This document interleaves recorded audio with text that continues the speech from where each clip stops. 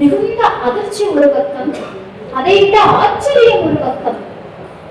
எம்பெருமானுக்கு இப்படி ஒரு ஆலயம் எடுத்திருக்கிறோம், ஆனால் இறைவன் ஒரு அடியாருடைய ஆலயத்திற்கு செல்வேன் நீ மாற்றி அமைச்சுக்கோன்னு சொல்ற அளவுக்கு இருக்கு அப்படின்னா அந்த ஆலயம் எத்தனை சிறப்பு வாய்ந்தது.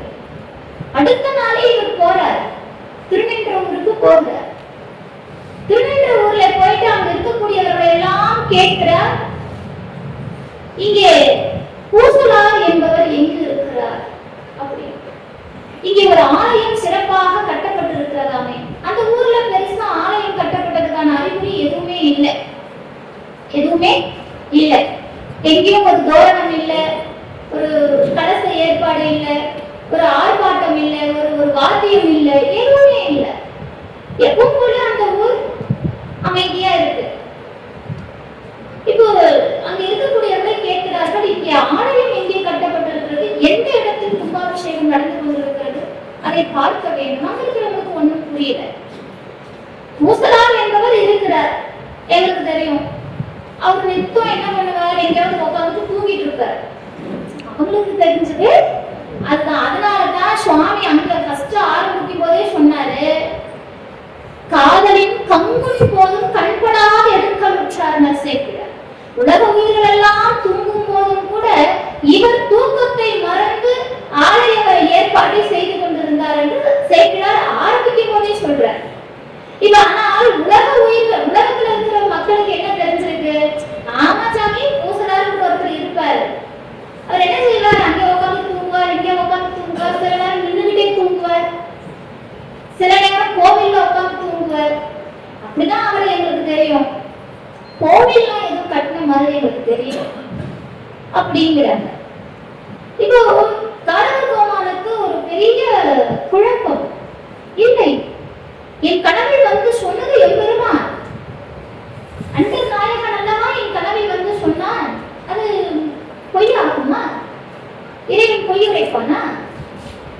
அப்போ அவங்க எல்லாம் கூப்பிடுறாங்க. இப்ப அதுல ஒருத்தர் சொல்றார் பூசலார் எங்கே இருக்காரு, அதுல ஒருத்தர் சொல்றான் பூசலார் இருக்கும் இடத்தை நான் காண்பிக்கிறேன். இப்ப எல்லாரும் போறாங்க மன்னனோடு. நீங்க இந்த இடத்த பார்க்கணும், மன்னன் நேரா வர பூசலார பார்க்கறான்லாம் சேர்க்கிறார் சொல்லலைங்க. மன்னனோடு சேர்ந்து அந்த ஊர் மக்களும் வருகிறார்கள். மன்னனோடு சேர்ந்து அந்த ஊர் மக்கள் அனைவரும் திரண்டு பூசலாரை காண வருகிறார்கள். வரச் செய்தது யார் என்றால் அண்டர் நாயகன். காரணம், நான் ஒரு சிவாலயம் எடுக்க போகிறேன், எனக்கு நிதி உதவி வேண்டும் என்று இவர் கேட்கும் போது அதில் பலரும் இல்லை என்று சாதாரணமாக மறுத்திருக்கலாம். சிலர் என்ன செய்திருப்பார்கள், உனக்கு இதுக்கே இந்த வேலை கேட்கக்கூடும் அல்லவா, இன்னைக்கும் அப்படி இருக்கு இல்லையா? ஆக பூசலாருடைய சிறப்பினை அவர்களெல்லாம் அறிந்து கொள்ள வேண்டுமா? இறைவனுக்கு அப்படி ஒரு ஆசை இருந்திருக்கிறது. காரணம், இறைவன் தன்னை இகழ்ந்தால் அது என் பிள்ளைப்பா, அது என் பிள்ளை, அது எனக்கு திட்டுச்சு, அதிக வருத்தம் அப்படின்னு சொல்லி சுவாமி அமைதியா இருந்துருவார். ஆனால் தம்முடைய அடியவர்களுக்கு ஏதேனும் ஒரு துன்பமோ அவமானமோ இருந்தால் இறைவன் பொறுத்துக் கொள்ள மாட்டானா? எந்த இடத்தில் அவர்கள் அவமானப்பட்டார்களோ அதே இடத்தில் விருட்சமாக வளர வைப்பது இறைவனின் அருள் கொடை நமக்கு. அவர்கள் எல்லாம் அழைத்துக் கொண்டு இவர் வருகிறார். பூசலார் அங்கே ஒரு மரத்துல அடியில உட்கார்ந்து அமைதியா இருக்கிறார். ஆக்கிரம எல்லாரும் ஆமா அவர் தூக்கிட்டு தான் இருக்கிறார். ஏன்னா அவர் என்ன பண்ணிட்டு இருக்கிறாரு, கும்பாபிஷேகத்துக்கு ஏற்பாடு பண்ணிட்டு இருக்கிறார். என்ன ஒரு ஆர்ப்பாட்டமா இருந்திருக்கும் அவருக்கு. அப்படியே நம்மளும் கண்ணை மூடி அந்த நினைப்புக்குள்ள போய் கண்ணு தூங்கிறாதீங்க, அந்த நினைப்புக்குள்ள போயிடுங்க.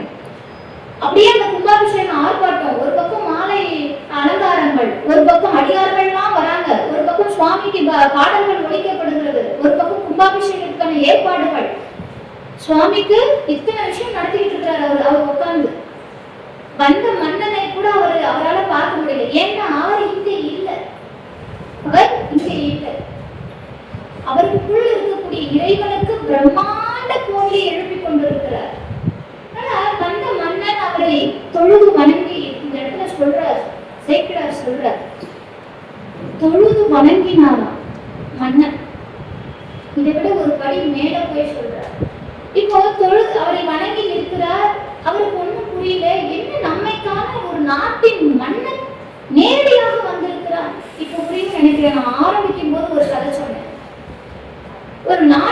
மன்னன் நம்மை காண நேரடியாக வந்திருக்கிறார் அப்படின்னா இதுக்கு ஆச்சரியமா இருக்கு. மன்னா என்னை காண வந்தவன் காண போமான்னு சொல்ற தொண்டரை நோக்கி இந்த எட்டு, அதாவது என் திசையோரும் ஏத்த எடுத்த ஆலயம் தான் யாது? வரிய கவனிக்கணும். என் திசையோரும் ஏத்த எடுத்த ஆலயம் தான் யாதுங்கிறார் காடவர் கோமான். என் திசையோரும்னா எட்டு திக்கில் இருக்கக்கூடியவர்கள்.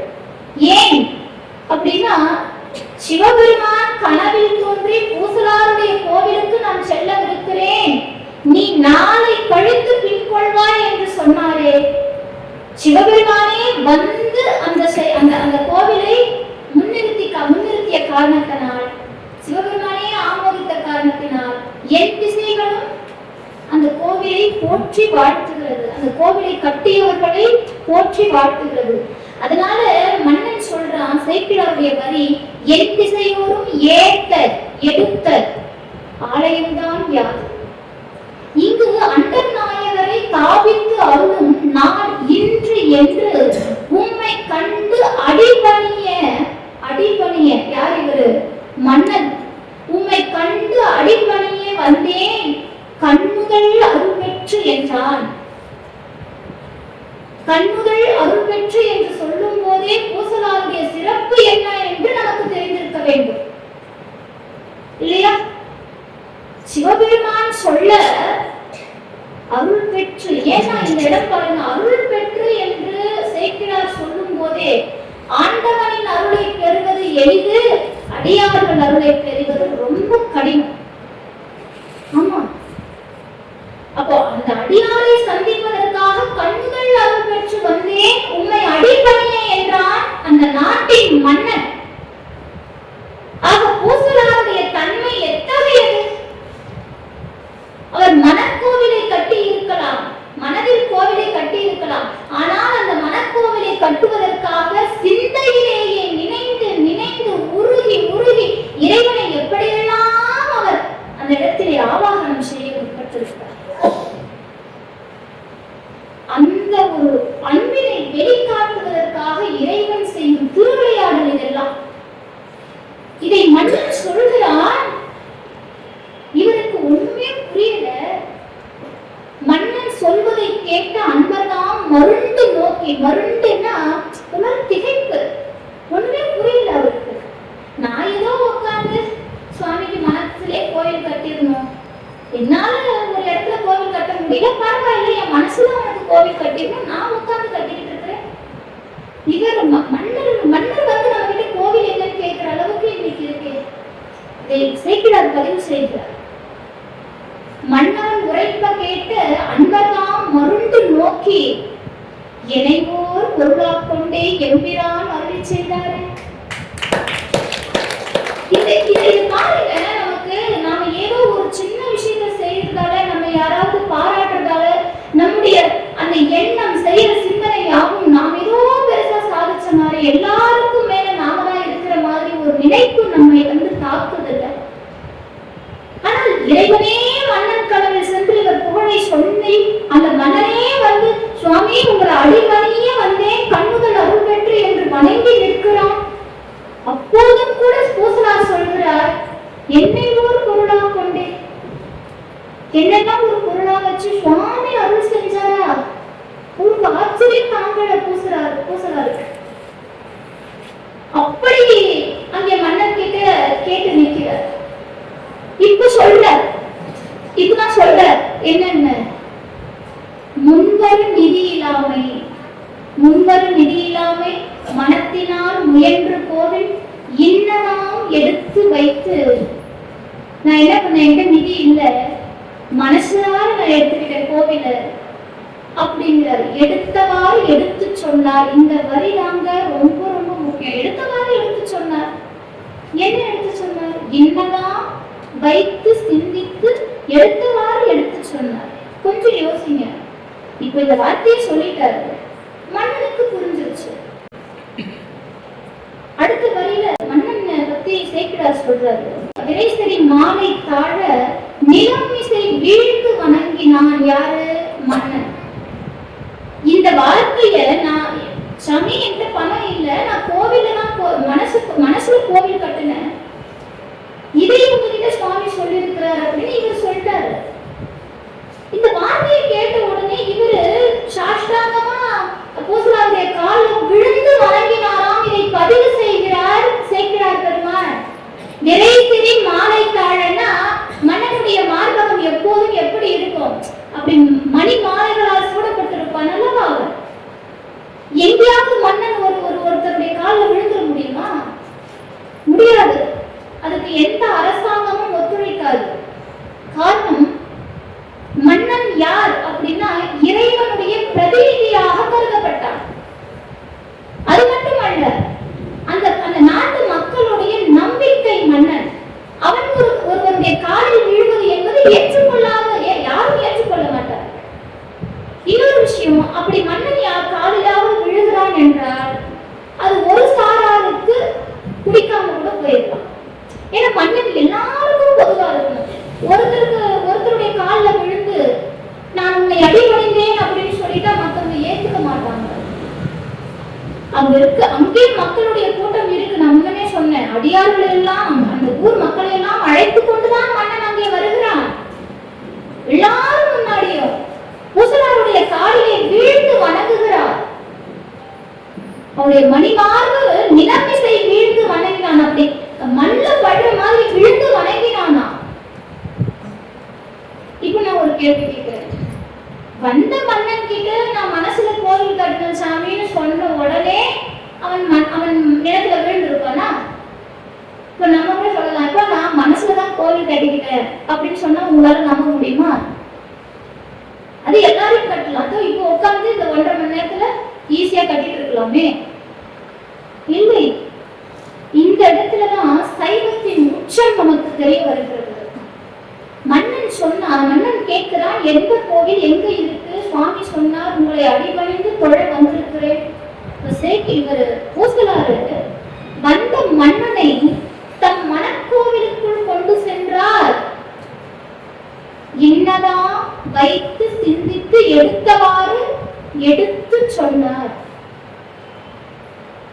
ஆம், காடவர் கோமார் பூசலாருடைய மனக்கோவிலை கண்டிருக்க கூடும். இல்லை என்றால் அப்பேற்பட்ட மன்னன் தொண்டை நாட்டின் பேரரசன். தொண்டை நாடு ஒன்றும் சாதாரண நாடு இல்லைங்க. தொண்டை நாடு சாதாரண நாடு இல்லை. 12 நாயன்மார்கள் நம்முடைய தொண்டை நாட்டிலே அவதாரம் செய்தவர்கள். சேக்கிழார், இந்த நாயன்மாருடைய வரலாறை சொன்ன சேக்கிழார் இதே தொண்டை நாட்டிலே அவதாரம் செய்தவர். 3 ஆழ்வார்கள் இங்குதான் அவதாரம் செய்தார். கட்டிடக்கலையில் பேர் போனது தொண்டை நாடு. தொண்டை நாடு சாதாரண நாடு கிடையாது.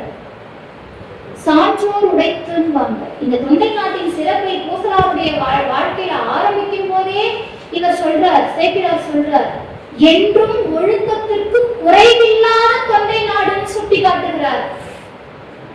அப்பேற்பட்ட தொண்டை நாட்டின் பேரரசன் ஒரு சாதாரண குடும்பத்தில், செல்வ செழிப்பு ஒன்றும் கிடையாது. அவர் காலையிலே வீழ்ந்து வணங்கினார், நிலமிசை வீழ்ந்து வணங்கினார் என்றார் அவருடைய சிறப்பு எத்தகையது என்பதை அவர் கட்டிய மனக்கோயிலுக்கு சென்று காடவர் கோமான் கண்டிருக்க வேண்டும். ஆகையினால் பேரரசன் அவர் காலில் வீழ்ந்து பணிந்தான். இதுதான் சைவத்தின் உச்சம். இறைவனுடைய சிந்தனை எவர் மனதில் இருக்கிறதோ அந்த மனதில் இருக்கக்கூடிய கற்பனை காட்சியை கூட இன்னொருவருக்கு கொடுக்க முடியும் என்பது சைவத்தின் உச்சம். அப்பேற்பட்ட வரலாறு பூசலாருடைய வரலாறு.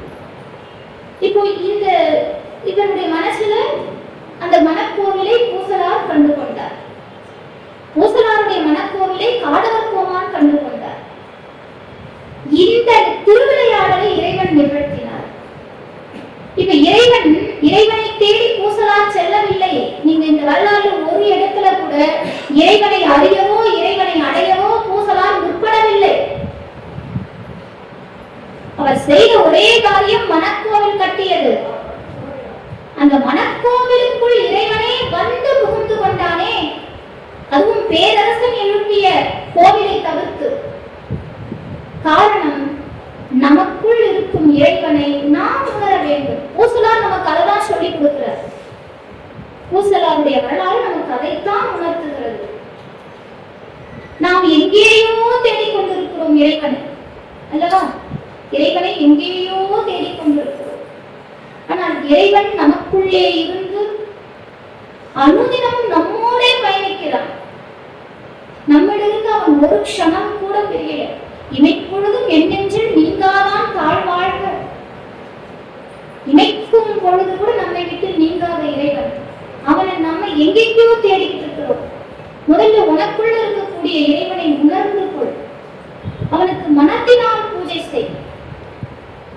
மனத்தினால் பூஜை செய். மனசுல பூஜை செய்யணும்னா என்ன வேணுங்க? மனம் உத்தம தன்மையை அடைய வேண்டும். மதியால் வித்தகனாகி மனதால் உத்தமனாகி பதிவாகி சிவஞான பரயோக தருவாயே நிதியே நித்தியமே என் நினைவே பொருளாய கதியேச பறவையிலே கருவூரில் பெருமாளே என்று அருணகிரியார் குறிப்பிட்டு சொல்கிறார். இறைவன் நம் மனதில் குடியிருப்பதை நாம் எப்படி அறிந்து கொள்வது? எல்லார் மனசும் இருக்காங்க, நல்லவன் கெட்டவன் அப்படியெல்லாம் அவனுக்கு ஏற்பாடு கிடையாது. நீ இன்னார், நீ இப்படி, நீ மனிதன், நீ தேவன், நீ மிருகம், நீ பறவை, நீ நல்லவன், நீ கெட்டவன், நீ அடியார், நீ நாத்திகன் கிடையவே கிடையாது. இறைவனை திட்டவர்களுக்கு கூட அவன் அருள் செய்தான். இன்னும் சொல்ல போனா இறை நாமத்தை சொல்கிறதை விட நாத்திகர்கள் என்னை தெரிந்த வரைக்கும் அதிகமா அவன் நாமத்தை உச்சரிக்கிறார். தெரிந்தோ தெரியாமலோ சதா அவன் நினைப்பாவே இருக்கிறான் பாருங்க இல்லையா? நாமளாவது எப்பயோ நம்முடைய சூழல் காரணமாக அவனை மறக்க கூடும் நினைக்கிறேன் நான். அப்படி ஆனால் அவர்கள் அப்படி மறக்கிறதே இல்லை. இன்னும் அவனை பற்றி சிந்தித்துக் கொண்டிருக்கிறார். அதனால் எல்லாருக்கும் அருள் செய்யக்கூடியவன் இறைவன். அவனை நாம் எப்படி பார்ப்பது? அதை அருணகிரியார் நமக்கு தெளிவுபடுத்துகிறார். மனதால் உத்தமனாகி உத்தம தன்மையை மனதில் வளர்த்துக் கொள். பிறகு இறைவன் உள்ளிருப்பதை உன்னால் பார்க்க முடியும் என்கிறார். இந்த வரலாறு ஊசலாருடைய அற்புதமான வரலாறு.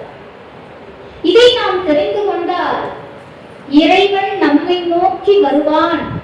நாம் இறைவனை நோக்கி செல்ல வேண்டாம். ஏன் இறைவன் நம்மை நோக்கி வர வேண்டும்? இவ்வளோ நேரம் நான் சொல்ற விஷயம் இதுதான். உள்ளம் பெருங்கோயில், ஊண்டம்பு ஆலயம், வள்ளல்பிரானாருக்கு வாய் கோபுரவாசல், தெள்ளத் தெளிந்தார்க்கு ஜீவன் சிவலிங்கம், கள்ளப்புலனைந்தும் காணாமணிகிறார். சரி, ஏன் இறைவனை நாம் பிடிக்க வேண்டும்? இறைவனை நாம் ஏன் வணங்க வேண்டும்? அப்படின்னா ஒரு உதாரணம் சொல்றேன். இந்த திருமண வீடுகள்ல பந்தல் போடுவாங்க. வீட்டுக்கு முன்னாடி இந்த பச்சை ஓலையால 4 தூண் கட்டி பந்தல் போடுவாங்க. நாங்கெல்லாம் சின்ன பிள்ளையா இருக்கும்போது ஒரு திருமண வீடு அப்படின்னா அந்த பந்தலை சுத்தி ஒரு 7-8 பிள்ளைங்க சுத்திக்கிட்டு இருக்கும். அப்போ இப்பெல்லாம் அப்படி இல்லை. எல்லா உறவுகளையும் மண்டபத்துல வந்து நிக்க வைக்கிறோம். மண்டபத்துல வந்து அப்படியே துரத்தி விட்டுறோம். ஒருத்தம் வீடு பாருங்க, அங்கிருந்து அப்படியே துரத்தவங்க. ஆனா பந்தக்கால் வந்து 4 தூண் போட்டு அது அந்த பந்தல் அமைப்பாங்க. பிள்ளைகள் எல்லாரும் என்ன பண்ணுவாங்க, ஆளுக்கு ஒரு தூணை பிடிச்சிட்டு சுத்திக்கிட்டு இருக்கும். அந்த தூண் கிடைக்கிற பிள்ளைங்க அதை பிடிச்சி சுத்திக்கிட்டு இருக்கும். இப்ப என்ன போல ஏமாளி யாராவது இருக்கிறாங்க, குழந்தைங்க இருக்காங்க அப்படின்னா அந்த குழந்தைங்க என்ன பண்ணுவோம், தனியாவே சுத்த ஆரம்பிக்கும். எனக்கு தூண் கிடைக்கல, பரவாயில்ல, நான் தனியாவே சுத்திக்கிறேன் அப்படின்னு இந்த பிள்ளைங்க எல்லாம் சுத்துறதை பார்த்துட்டு அந்த பிள்ளை என்ன பண்ணும், தனியாவே சுத்திட்டு இருக்கும். இப்ப எவ்வளவு நேரம் சுத்தினாலும் குழந்தைங்களுக்கு ஒரு அசதி வரும்ல, ஒரு மயக்கமான நிலை, ஒரு சோர்வு தன்மை. இந்த மயக்கம் வந்த உடனே அந்த பிள்ளைங்க அந்த தூணை பிடிச்சிக்கிட்டு இருக்கிற பிள்ளைங்க அந்த தூணை பிடிச்சி நின்றுப்பாங்க. ஆனா தனியா சுத்திக்கிட்டு இருக்குது பாருங்க, இந்த பொழுதா உடனே விழுந்துரும். அந்த தூணை போன்றது இறைவன் திருவடி. நாம் இறைவன் திருவடியை பிடித்துக் கொண்டால் நமக்கு எத்தனை இடர்பாடுகள் இருந்தாலும் நம்மை ஒரு காலம் இறைவன் கைவிட மாட்டான். அவன் திருவடியை பிடிச்சுக்கிட்டு அப்படியே நின்றுட்டான் சோர்வடைச்சு. அவன் தட்டி கொடுப்பான். ஆனால் அவன் இறைவன் திருவடியை நாடாமல், அவன் நாமத்தை கூறாமல், அவன் சிந்தனையை நமக்குள் செலுத்தாமல் இருந்தோமே ஆனால் இந்த தனியா விழுந்துச்சு பார்த்தீங்களா, அப்படிதான் நம்முடைய வாழ்க்கை. ஆகையினால் இறைவன் திருவடி என்பது மிக மிக மிக நமக்கு ரொம்ப முக்கியம். நம்ம குழந்தைகளுக்கு சொல்லிக் கொடுப்போம். எத்தனை எத்தனை வரலாறுகளை நம்முடைய முன்னோர்கள் நமக்கு சொல்லிட்டு போயிருக்காங்க. இன்னைக்கு ஏதோ ஒரு அயல்நாட்டு கதைகளை நம்முடைய பிள்ளைகளுக்கு எடுத்து கூறி அந்த கதையை அந்த குழந்தை திருப்பி சொல்லிடுச்சுன்னா அவ்வளவு பெருமை நமக்கு. அந்த கதையில ஏதாவது பிரயோஜனம் இருக்கா? அந்த குழந்தை அந்த கதையின் மூலமாக ஏதேனும் வாழ்க்கை தத்துவத்தை உணர்ந்து கொள்ளுமானா? இல்லை. நாயனாருடைய கதையை எடுத்து சொல்லுங்கள். அவர்கள் செய்த அதிசயத்தையும் அவர்களுக்கு இறைவன் செய்த அருளையும் எடுத்து கூறுங்கள். அந்த பிள்ளை அந்த சமுதாயத்தில் சீராக வளரும். ஆமா, ஒரு பிள்ளை சமுதாயத்தில் சீர்பெற வளர வேண்டும் என்றால் நாயன்மாருடைய கதையை எடுத்து சொல்லுங்கள். 63 நாயன்மாருடைய கதையும் 63 தத்துவமாக நமக்கு சேக்கிழார் பெருமான் கொடுத்தார். நீங்க ஒவ்வொரு வரலாறுக்கும் ஒரு சிறப்பு இருக்குங்க. ஒவ்வொரு ஆசிரியரும் ஒரு தன்மையை சார்ந்தவர்கள், ஒரு தன்மையை சார்ந்தது. எல்லாரும் அப்படிதான். இந்த சேக்கிழார் கிட்ட மட்டும் நான் பார்த்த வரைக்கும் ஒரு மல்டி டேலண்ட் பர்சனாலிட்டி நினைக்கிறேன். அவர் ஒரே நேரத்துல அரசியல் பேசுவாரு, ஆன்மீகம் பேசுவாரு, பொது சிந்தனைக்குள்ள வந்துருவாரு, இயற்கையை பேசுவாரு, மனிதர்களுடைய தன்மையை பேசுவாரு, தத்துவம் பேசுவாரு. திடீர்னு பக்தி சுவை நனி சொட்ட சொட்ட பாடிய கவி வளவ அப்படின்னு மீனாட்சி சுந்தரம் பிள்ளை பாடி இருக்கிறார். இவரை பற்றி புகழ்ந்து நான் கூட இவர் பக்தியை மட்டும் வேற எதுவும் பாடலையா அப்படின்னு பார்த்தா இது சொல்லாத செய்தி இல்லைங்க. நமக்கு அனைத்து நன்னெறிகளும் பெரிய புராணத்திலேயே இருக்கு. நாம படிக்கணும், அமர்ந்து படிக்கணும், குழந்தைகளுக்கு அதை எடுத்துட்டு போய் கொடுக்கணும். இப்படி படித்தால் நமக்கு என்ன நடக்கும்? பூசலார் நாயனாருடைய வரலாறை தொட்டே சொல்றேன். பூசலாருடைய வரலாற்றிலிருந்து நாம் புரிந்து கொண்டது என்ன அப்படின்னா, நமக்குள் இருக்கும் இறைவனை நாம் புரிந்து கொள்ள முற்பட வேண்டும். இதுதான் இந்த வரலாற்றின் தத்துவம். நமக்கு ஊஞ்சல் ஆடிக்கிட்டே இருக்கிறோம். ஊஞ்சலுக்கு அந்த 4 கயிறு இருக்கும். இந்த 4 கயிறு வச்சு அந்த ஊஞ்சல் போகும் வரும், முன்னாடி போகும் பின்னாடி வரும், ஆடிக்கிட்டே இருக்கும். திடீர்னு அருந்து விழுந்துடும். அப்படி அருந்து விழும்போது இந்த நிலமானது அந்த ஊஞ்சலை தாங்கும். நாமும் ஒரு நாள் அந்த ஊஞ்சலை போல விழுவோம். இறைவன் நம்மை தாங்குவான். இதை நமக்கு நாவுக்கரசர் சொல்றார். ஊறுகயிறு ஊறு போல ஒன்று விட்டு ஒன்று பற்றி மறுகயிறு ஊசல் போல வந்து வந்து உலகும் நெஞ்சம் பெருகயிறு ஊசல் போல பிறை புழுது சடையார் பாதத்து அருகயிறு ஊசலானே அதிகை வீரத்தண்ணீரே. இப்ப சொன்னது அப்படியே நாவுக்கரசர் சொல்றார். ஆக இறைவன் நமக்கு அருள் செய்ய எக்காலமும் காத்துக் கொண்டிருக்கிறான். நாம் அவன் நமக்குள் இருக்கிறான் என்ற உண்மையை மட்டும் தெரிந்து கொண்டால் போதும்.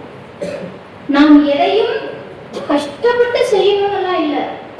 நாம் ஒரு செயலை செய்வதற்கு கஷ்டப்படுவானே, நமக்காக ஒருவன் இருக்கிறான், அவன்கிட்ட போட்டுட்டு நாம ஜாலியா இருப்போம் இல்லையா? இதை நமக்கு மிக எளிமையாக கொடுத்தவர்கள் தான் நாயன்மார்கள். அதிலும் குறிப்பாக பூசலாருடைய வரலாறு நாம் அனைவராலும் மிக எளிமையாக பின்பற்றக்கூடிய வரலாறு. எளிமை, ஆனால் மனம் உற்சவ தன்மையை அடைய வேண்டும். எளிமையானதுதான், அவன் நினைச்சு அமைதியா உட்கார்ந்து அவனை சிந்திக்கலாம். மனம் உத்தம தன்மையை அடைய வேண்டும். ஆக ஒழுக்கத்தையும் உத்தம தன்மையையும் இறை பக்தியையும் இப்படி அனைத்தும் ஒரு சேர கலந்த கடவை பூசலாருடைய வரலாறு. இந்த வரலாற்றின் மூலமாக இறைவன் என்பவன் எங்கோ வானிலை நம் மனதில் இருக்கிறான் என்பதை இங்கு இருக்கக்கூடிய அடியார்கள் மனதில் இந்த அடியேன் கொடுத்து விட்டேன் என்ற ஒரு நம்பிக்கையில் இந்த அற்புதமான வாய்ப்பை ஏற்படுத்தி கொடுத்த இந்த நாள் என்னுடைய வாழ்க்கையில் வராதா அப்படின்னு கிட்டத்தட்ட 6 மாதங்கள் காத்து கொண்டிருந்தேன். இங்கே வந்து பேச முடியாதா அப்படின்னு 6 மாதங்கள் காத்து கொண்டிருந்தேன். காரணம், என்னுடைய தந்தையார், என் குருநாதர், என்னுடைய ஆசான் என்னுடைய முன்னேற்றத்தில் அனுதினமும் எனக்காக இறைவனிடத்தில் பிரார்த்தனை செய்யக்கூடியவர், தாய்க்கு தந்தைக்கு நிகராக இருந்து எனக்கு அன்பை கொடுக்கக்கூடியவர். அவர் என்னை சாதாரணமாக இந்த மேடையில் அமர்த்திவிடக் கூடாது என்பதில் வைராக்கியமாக இருந்தார். அதை நான் அங்கே. திருமதி சர்மிளா சரவணன் இந்த மேடையில் அமர்ந்து பேசினார். பெரிய புராணத்தின் ஒட்டுமொத்த சாராம்சமும் அவரிடத்தில் இருக்க வேண்டும் என்று என் தந்தை விரும்பினார். அது ஏதோ இந்த அடியேனின் முயற்சி, சிறு முயற்சி, என் தந்தை அவருக்கு இது பிடிச்சிருக்கும்னு நான் நம்புறேன். அதனால இந்த வாய்ப்பு இறைவன் எனக்கு கொடுத்த வாய்ப்பு. என் தந்தையார் மூலமாக நான் முதல்ல சொன்னேன், தேசமும் தெய்வீகமும் நிறைந்த வளாகம். இந்த அற்புதமான வளாகத்தை இப்படி ஒரு இறை பணிக்கு அர்ப்பணித்த அனைவருக்கும், அனைவருடைய பாதங்களையும் என் மனம் மொழி மெய்யினால் வணங்கி பணிகிறேன். அடியார் பெருமக்களின் திருவடிகளையும் வணங்கி